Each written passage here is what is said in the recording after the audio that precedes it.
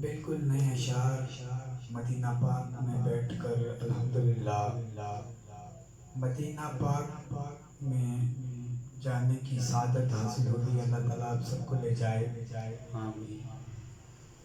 مدینہ پاک کے میں بیٹھ کر یہ اشعار لکھے گئے ہیں۔ جب میں نے دیکھا حضور کے روضے پر ایک جمع غفیر دیکھا، لوگوں کا ہجوم دیکھا، تو میرے ذہن میں چند مصرے آئے تو میں آپ لوگوں کے سامنے پڑھنے کی سعادت حاصل کر رہا ہوں کہ ذکر جن کا بے مثال ہے، ذکر جن کا بے مثال ہے، ذات جن کی با کمال ہے۔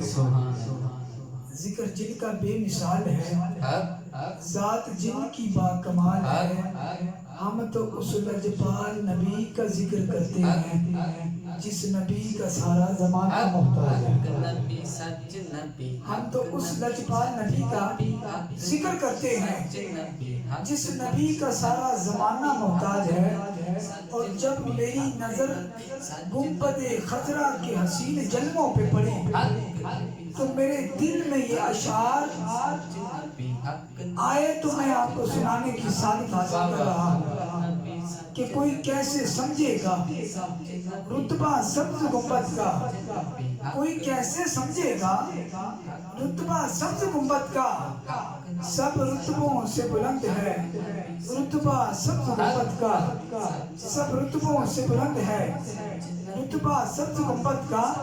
اور عزتوں کا تاج مصطفیٰ پہناتے ہیں اسے، عزتوں کا تاج مصطفیٰ پہناتے ہیں اسے، جو دل سے کرتا ہے احترام سبز گنبد کا، جو دل سے کرتا ہے احترام سبز گنبد کا۔ اور عقیدتوں کا دربار کھلا ہے دربار مصطفیٰ میں، عقیدتوں کا دربار کھلا ہے دربار مصطفیٰ میں۔ ہر کوئی مانگ رہا ہے صدقہ سبز گنبد کا، ہر کوئی مانگ رہا ہے صدقہ سبز گنبد کا۔ اور بالکل آخری شعر کہ میری ہر مشکل اس دن سے حل ہو گئی کامران۔ اور الحمدللہ جو یہ اشعار سارے سنے، اور میں دعا کرتا ہوں اللہ اسے بھی سبز گنبد کے نظارے عطا کرے اور اس کی ہر مشکل حل کر دے۔